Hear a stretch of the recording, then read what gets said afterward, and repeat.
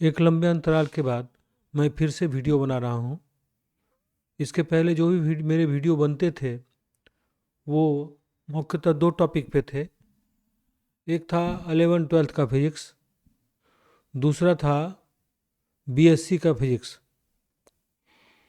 तो उसमें व्यूअर्स थोड़े कम मिलते थे। फिर मैंने दूसरी बार जो है शुरू किया इंग्लिश स्पीकिंग कोर्स के लिए, जो डिज़ाइन किए गए थे पुराने, जो हम लोग सिखाते थे जिस तरह से बेसिक में, उस तरह से शुरू किए गए थे। तो उसके बाद एक लंबा अंतराल हुआ। फिर मैंने सोचा कि क्यों नहीं ओपन रूप से किसी भी टॉपिक पर, अनसीन टॉपिक पर अपने अनुभव को शेयर किया जाए, और टॉपिक जो है हमें व्यूअर्स देंगे। जिस टॉपिक पर आपको सुनना होगा, जानना होगा, और मैं इस टॉपिक को एक्सप्लेन करूंगा। इस तरह से एक अच्छा सिलसिला चल पड़ेगा। इसी की शुरुआत मैं आज से कर रहा हूँ। तो आशा है कि हमारे व्यूअर्स जो पहले भी थे वो जुड़ेंगे और ये सिलसिला फिर से चल पड़ेगा। एजुकेशन मेरा सब दिन से फील्ड रहा है। मेरा एक स्कूल हाल तक चलता रहा है, और स्कूल में मैंने सेवा देने के बाद फिर कॉलेज में मैं सेवा दे रहा हूँ अभी, और पूर्णिया यूनिवर्सिटी से मैं जुड़ा हुआ हूँ। अभी भी मैं फिजिक्स में जो है क्लासेस वगैरह लेता हूँ और काम कर रहा हूँ।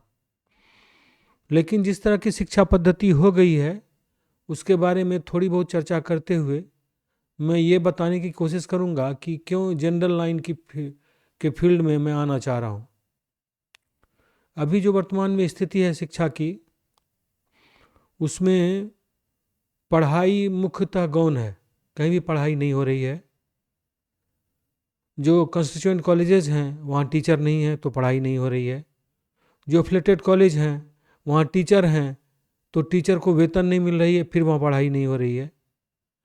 और अब जो है सीबीसीएस सिस्टम आ गया है, जिसमें 4 साल के कोर्स होते हैं डिग्री में और 8 सेमेस्टर होता है। परिणाम क्या होता है?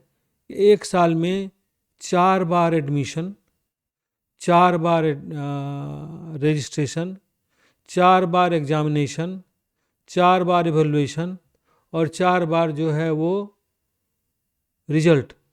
मतलब स्कूल, मतलब कॉलेजेज और यूनिवर्सिटी जो हैं इसी बात में लगे रहते हैं, जो कि पढ़ाई के अलावे का काम है। केवल यही काम होता है।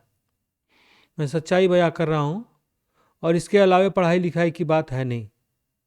न तो बच्चे पढ़ना चाह रहे हैं, न टीचर को पढ़ाने का कोई उत्साह है, या टीचर है ही नहीं। ऐसी स्थिति में केवल फिजिक्स के या इंग्लिश के कोर्स से बंधा रहना एक बहुत बड़ी मजबूरी है, और ऐसा नहीं करना चाहिए। यही सोच के मैं जो है इन जनरल लाइन में आ चुका हूँ। मैं किसी भी टॉपिक पे वीडियोस करना चाह रहा हूँ। मैं जहाँ रह रहा हूँ वो राज्य बिहार है, और बिहार में मुख्यतः 99% लोग पढ़ाई इसलिए करते हैं कि ताकि कैरियर में आगे चल के एक मजबूत आर्थिक आधार बने, उसको उसके आधार पे ज़िंदगी वो जिए। इस बात के लिए पढ़ाई 1% लोग करते हैं कि आगे चल के हमको एजुकेशनिस्ट बनना है या रिसर्च फेलो बनना है, रिसर्च करके समाज के और देश को, दुनिया को कुछ देना है। ऐसा 1% होंगे। मैं एक इस तरह के स्टूडेंट से भी टकराया भी। जब खोजबीन की तो पता चला कि वो प्रसिद्धि पाने के लिए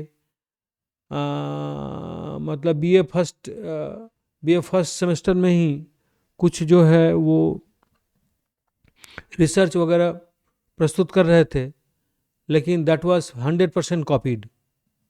तो मेरा ये कहना है इस बात से कि पढ़ाई का सिलसिला जो है मुख्यतः इसलिए नहीं हो रहा है कि हमारे राज्य के बच्चे जो हैं वो आर्थिक उपार्जन को ज़रूरी समझते हैं, और समझना भी चाहिए। ज़िंदगी है तो पढ़ना है, पढ़ाना है, या जो भी काम है। जब ज़िंदगी ही नहीं है तो पढ़ाई का एक सीमा तक ही मतलब है। ज़िंदगी जीने के लिए आर्थिक उपार्जन इस युग में बहुत ज़रूरी है। अगर आर्थिक उपार्जन नहीं होगा तो ज़िंदगी जीना मुश्किल हो जाएगा। तो इसीलिए हमारे बच्चे अगर पढ़ाई के लिए अपने कैरियर के उत्थान को सही समझते हैं तो इसमें कोई गलती नहीं है। मेरा मानना यह है कि जो बच्चे थोड़ा पढ़ने में अच्छे हैं वो अपना कैरियर संभालने के लिए ग्रेजुएशन तो करना चाहते हैं, साथ ही साथ कोई जॉब भी लेना ज़्यादा ज़रूरी समझते हैं। तो वो क्या करते हैं कि कम्पिटिटिव एग्जामिनेशन में भाग लेते हैं। उसमें भी बहुत दिक्कत है क्योंकि सीट बहुत कम रहते हैं और बेरोजगारों की संख्या बहुत ज़्यादा है। ऐसे में क्या हो जाता है कि बच्चों को बहुत सीमित सफलता मिल पाती है और जेन तेन प्रकार बच्चे अगर कुछ निकल भी गए, जो बच गए सारे बच्चे, वो कुल मिला के मुरझा जाते हैं और जैसे तैसे समाज में ही किसी तरह खड़े रहते हैं।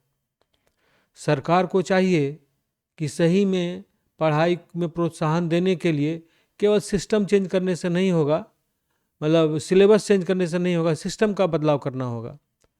सिस्टम में देखिए कितनी बड़ी विडंबना है, लड़कियों को और SC ST को स्कॉलरशिप मिलती है, बहुत अच्छी बात है, होना भी चाहिए, और उनके लिए उन लोगों को जो है अच्छे खासे पैसे दिए जाते हैं। लेकिन एफिलेटेड कॉलेज जहाँ की ये बच्चे एडमिटेड हैं, मतलब कुल 100% में से 60% बच्चे जो है एफिलेटेड कॉलेज से पास करते हैं, वहाँ के टीचर को वेतन ही नहीं मिलता है। तो ऐसी स्थिति में टीचर क्या पढ़ाएंगे और बच्ची क्या पढ़ेगी? उसको प्रोत्साहन राशि जो दी जाती है, छात्रवृत्ति दी जाती है, स्कॉलरशिप दी जाती है, उसका कितना सदुपयोग होता है ये देने वाली सरकार भी समझ रहे हैं, गार्जियन भी समझ रहे हैं, बच्चे भी समझ रहे हैं, और टीचर जो है वो तो समझ ही रहे हैं।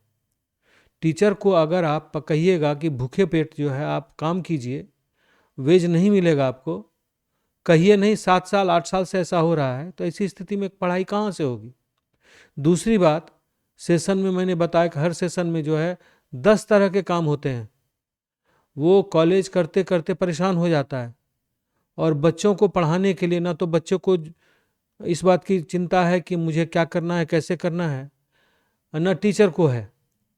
और टीचर पर ये दबाव रहता है नैतिक कि आप जो है टीचर बच्चे को पास करते रहिए। बच्चे पास करते रहते हैं, बच्चे भी पास करके समझते हैं कि ज़्यादा नंबर लाने से नौकरी मिलने वाली है नहीं, तो वो भी इस बात पे ज़्यादा ध्यान नहीं देते हैं। उनको लगता है केवल पास पास कर जाना अच्छी बात है। 4 साल के लिए जो है 8 सेमेस्टर का एग्ज़ाम देना होता है।